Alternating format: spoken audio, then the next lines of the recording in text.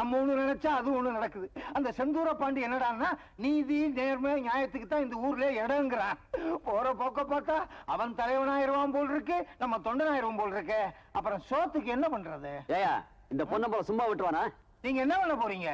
கொலைய பண்ணிட்டு ஜெயிலுக்கு போயிட்டு வந்தவன் இந்த ஊர்லயே இருக்க கூடாதுன்னு பஞ்சாயத்துல தீர்மானம் போட்டு அவன் குடும்பத்தையே ஒழிச்சு கட்டிட மாட்டேன். ஒரு குடும்பம் உருப்படணும்னா இவர்கிட்ட ஐடியா கேட்கணும். நானும் இவர்கிட்ட தாங்க ஐடியா கேட்டேன். அதனாலதான் உன் பொண்டாட்டி ஓடி போயிட்டாரா? இப்ப பஞ்சாயத்து கூட்டலாங்களா? எப்பவோ ஓடி போன உன் பொண்டாட்டிக்கு இப்ப கூட்டி என்ன? ஐயோ அது வேற கதைங்க. இப்ப இதுக்கு பஞ்சாயத்து கூட்டலாமாங்கிற? அவர் என்ன வேண்டாம்னா சொல்றாருன்னு? சொல்லாதையா செய்ய. பாத்தியா?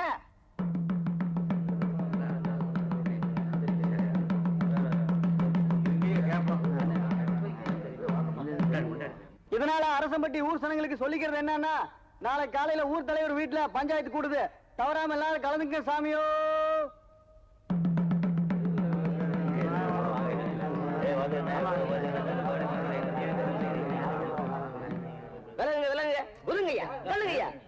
என்னடா எதிர்கட்சி எடுபடி, நீ எங்கடா இங்க வந்தா? வேற வழி இல்லாம தான் இத்தனை நாள் அங்க இருந்தேன். இப்ப ஊரே மாறி போச்சு, அதான் நானும் மாறிட்டேன். நெத்தியில பாத்தீங்களா எம் எம் ஃபார் மனிதன், மனுஷன் ஆயிட்டேன். வணக்கம் வணக்கம். என்ன ஊர் சனம் மட்டும் இங்க வந்து கூடி இருக்கிய? பஞ்சாயத்து கூட்ட சொல்லி தண்டோரா போட்டாங்கல்ல, அதான் கூடி இருக்கோம். பஞ்சாயத்து பொன்னம்பல வீட்டுல இல்ல கூட, இங்க எதுக்கு வந்திருக்கீங்க? ஐயா இந்த ஊர்ல என்ன அக்கிரமம் நடந்தாலும் தட்டி கேட்கறதுக்கு ஆள் இல்லாம தவிச்சுக்கிட்டு இருந்தோம். இந்த ஊருக்கு ஒளி விளக்கா நம்ம தம்பி வந்திருக்காரு. இனிமே செந்தூர பாண்டி தான் எல்லாமே எங்களுக்கு. அவர் சொல்லுக்கு கட்டுப்பட்டு நடக்கிறதாக முடிவு பண்ணித்தான் நாங்க எல்லாரும் இங்க வந்திருக்கோம். ஏன் சும்மா நிக்கிறீங்க? சொல்லுங்களையா. ஏ ராசா, ஒருத்தன் தலையை வெட்டிப்புட்டு ஜெயிலுக்கு போனேன். நீ திரும்பி வந்தா இந்த ஊரு என்ன சொல்லுமோன்னு வயசுல நெருப்பு கட்டிக்கிட்டு கிடந்தேன். மண்ணள்ளி தூத்துமோன்னு பயந்துகிட்டு இருந்தேன். ஆனா இன்னைக்கு உன் காலடி மண் எடுத்து நெத்தியில பூசிக்க தயாரா இருக்குதுப்பா இந்த ஊரு. இனிமே எங்க நல்லது கெட்டதுக்கு தம்பிதான் பொறுப்பு. இந்த ஊருக்கே காவல் தெய்வம் அவர்தான். இன்னையில இருந்து அவர்தான் எங்க தலைவர். அவர் சொல்றதுதான் எங்களுக்கு வேதம். பதவியை தேடி நீ போகலப்பா, உன்னை தேடி பதவி வந்திருக்கு. அதை ஏத்துக்கிறது தான் நியாயம். எல்லாத்துக்கும் மேல உன்னையே நம்பி வந்திருக்கிற சனங்களை நட்டாத்துல விட்டுடாதப்பா. ஐயா உங்களை கையெடுத்து கும்பிடுறோமுங்க. செந்தூர பாண்டிய கொஞ்சம் வெளியே வர சொல்லுங்க. அடிமைகளா இருக்கிற எங்களுக்கு விடுதலை வாங்கி கொடுக்க சொல்லுங்க. சரி நீங்க எல்லாம் இங்கே இருங்க, நான் போய் தம்பியை கூட்டியாரேன். சரிங்க.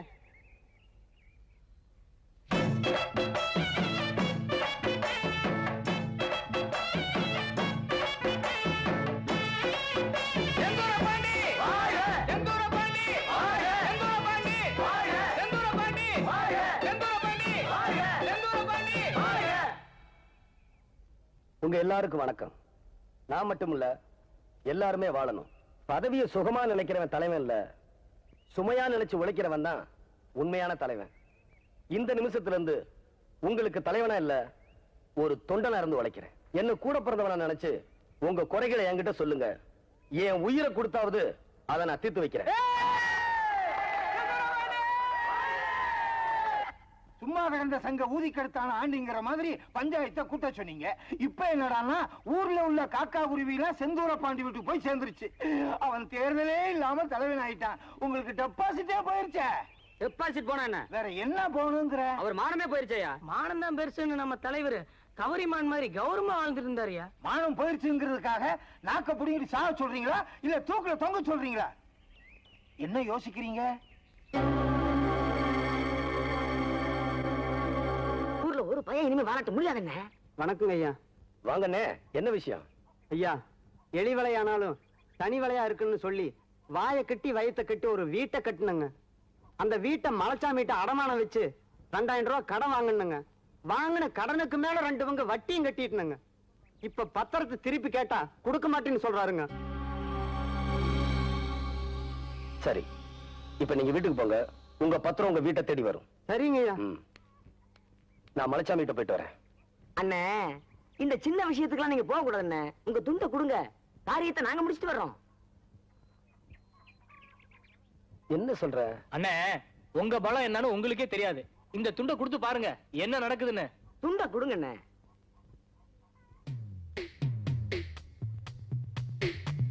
அந்த துண்டு பசங்களுக்கு இந்த துண்டு பத்தாதா?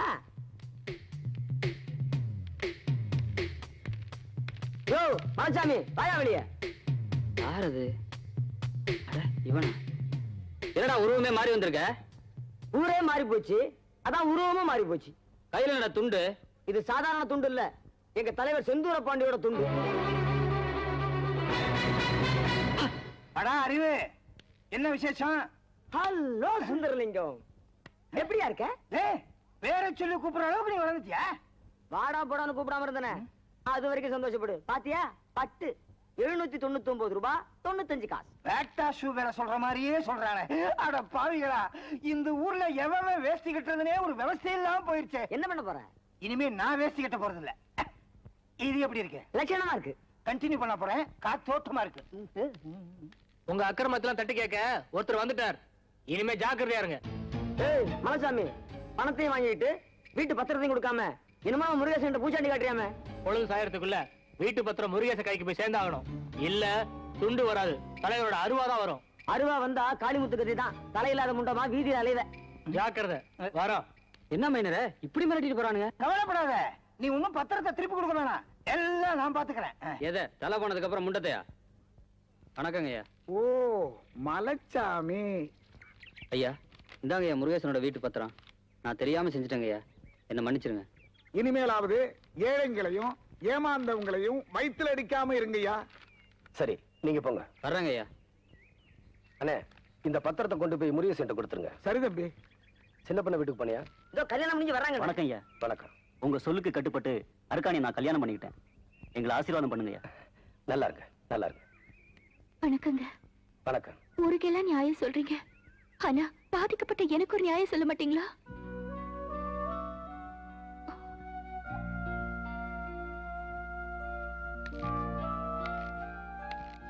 உனக்கு என்னம்மா பிரச்சனை? நான் உங்க தம்பி மேல உயிரையே வச்சிருக்கேன்னு உங்களுக்கு தெரியும்ல. அதுக்காக நான் எவ்வளவோ சித்திரவதை அனுபவிச்சுட்டு இருக்கேன். இதெல்லாம் தெரிஞ்சும் ஏன் மௌனமாவே இருக்கீங்க?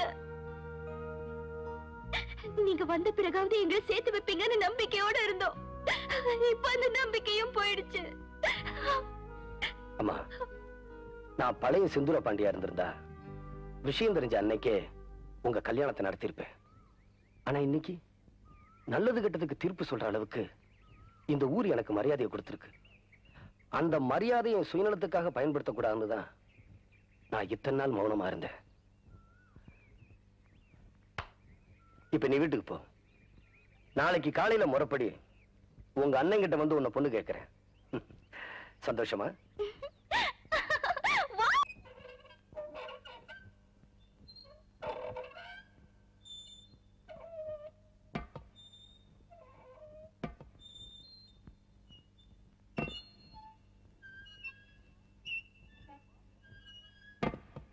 வாங்க தலைவரே.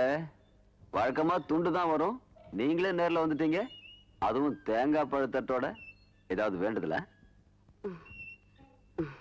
தம்பி, ஏதோ சின்னஞ்சிறுசுக ஆசைப்பட்டுடுச்சுங்க. அதுகளோட ஆசையை நிறைவேற்றி வைக்கிறது தான் பெத்தவங்களுக்கு அழகு. ஆமா பொண்ணம்பலம், பழைய பகையை மறந்துரு. பாக்குவத்திலே மாத்திக்கிட்டு ஒரு நல்ல நாளா பார்த்து கல்யாணத்தை வச்சுக்கலாம். அப்படிங்களா? வச்சுக்கலாமே.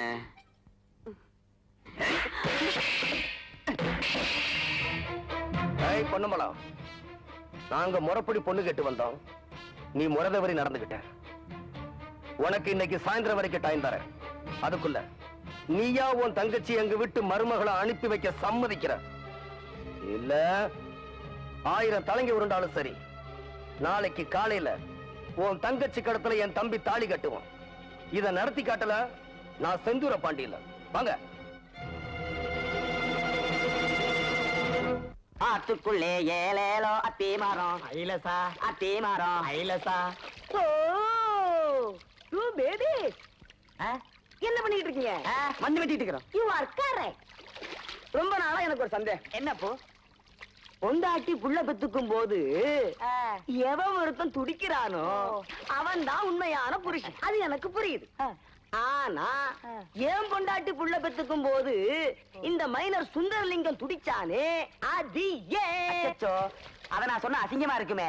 அசிங்கமா இருக்க பரவாயில்ல, சொல்லு. சொல்லணுங்கிற சொல்லு. உன் பொண்டாட்டிக்கு நீ புருஷன் இல்லடா, அவன்தே புருஷன். நீ வெறும் பினாமிடா. என்னடா சொன்ன? கட்டரும்பு அங்கே கடிச்சுதா கடிச்சிருக்கும் வாலிச்சிருக்கும் யார் இது சம்பந்தமே இல்லாம தாளம் போடுறது? இங்க பாருடா. அது என்ன தபலாவா? டேய், கையில என்னடா இவ்வளவு பெரிய பாறாங்களை வச்சிருக்க? துரோகி, நாய் மாதிரி உன் காலை சுத்தி சுத்தி வந்தனே, என் பொண்டாட்டி மேலே கை வச்சுட்டியடா. டேய் வேண்டாம்டா. ஐயோ அடிச்சுட்டானே, இனிமே எந்திரிக்கிறது சந்தேகம்தான். மச்சான், மீனாவரம் கண்ணு ராத்தியோட ராத்திரியா கோயில்பட்டி கூட்டிட்டு போயிட்டான். நாளை காலையில மீசத்தேவர் மகனுக்கு அவளை கட்டி வைக்க போறானா?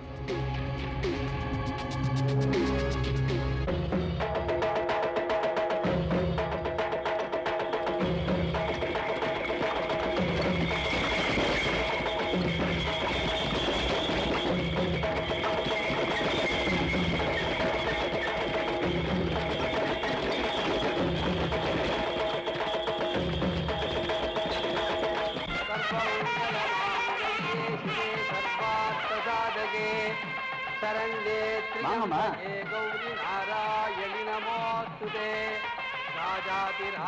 கல்யாணத்தை நிறுத்துங்கடா.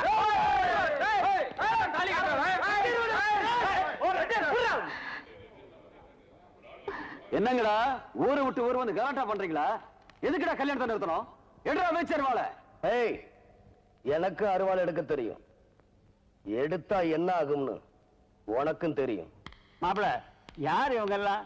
எதுக்கு தகராறு பண்ண வந்திருக்காங்க? அது வந்து மாமா ஒண்ணுல ஐயா, நாங்க அரசம்பட்டியில இருந்து வரோம். என் பேரு செந்தூர பாண்டி.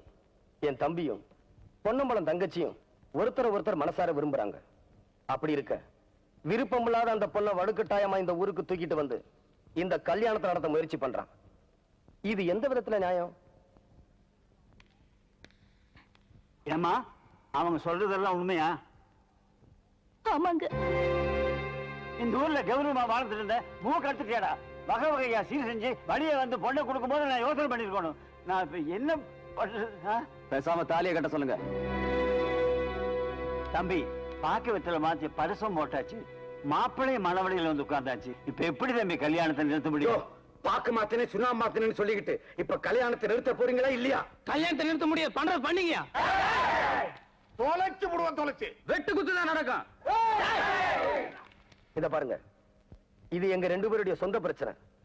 இத ரெண்டு ஊர் பிரச்சனை ஆக்க வேண்டாம்னு நினைக்கிறேன். நீங்க சொல்றது நியாயம் தான் தம்பி. இப்ப இதுக்கு என்ன முடிவு எடுக்கிறது? ஐயா, காதலிச்சதுனால என் தம்பிக்கு உரிமை இருக்கு. பரிசம் போட்டதுனால உங்க பையனுக்கு உறவு இருக்கு. மண்ணும் பொண்ணும் ஒரு வீரனுக்கு சொந்தமாகிறது தான் நம்ம மண்ணோட வழக்கம். அதனாலதான் அந்த காலத்துல பொண்ணுங்க மஞ்சு விரட்டுல மாப்பிள்ளையை தேர்ந்தெடுத்தாங்க. இந்த பிரச்சனைக்காக ரெண்டு ஊரும் மோதிக்க வேண்டாம்.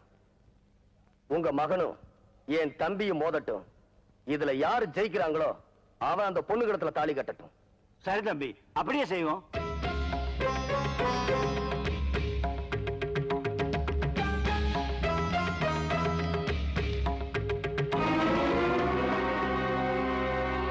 தம்பி, நீங்க முடிவு செய்த மாதிரியே ரெண்டு பேர்த்துல யார் இந்த தாலி எடுக்கிறாங்களோ அவங்களுக்கு தான் அந்த பொண்ணு. விஜய், நீ காதலிச்சது பெருசு இல்ல. இந்த போட்டியில ஜெயிச்சு புது மாப்பிள்ளையா நம்ம ஊருக்கு வா. நான் செந்தூர பாண்டி தம்பின, எனக்கு தோல்வின்றதே கிடையாது. என்ன ஆசீர்வாதம் பண்ணுங்க.